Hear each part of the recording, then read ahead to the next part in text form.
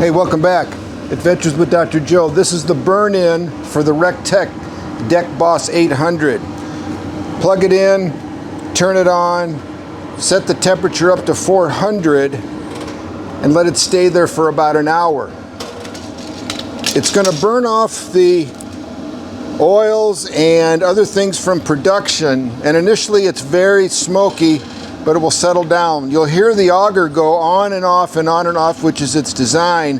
It doesn't work all the time, and you can see the temperatures coming up pretty nicely. Right now we're at 186 going to 400. Now typically it will overshoot. It can go up to 480. Just leave it, it's okay.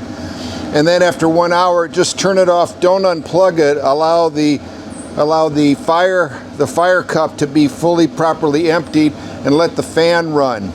So that's the ideal way to do the burn-in for the Recteq 800 Deck Boss.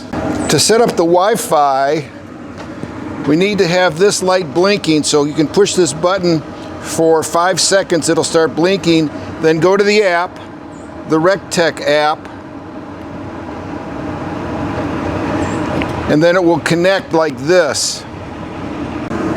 So basically that's the burn-in process for the Recteq Deck Boss 800. 800 is 80 square inches of cooking capacity. We're at 348 going up to 400, and we're going to keep it there for an hour. Hey, if you found this useful, let me know. Give me a thumbs up.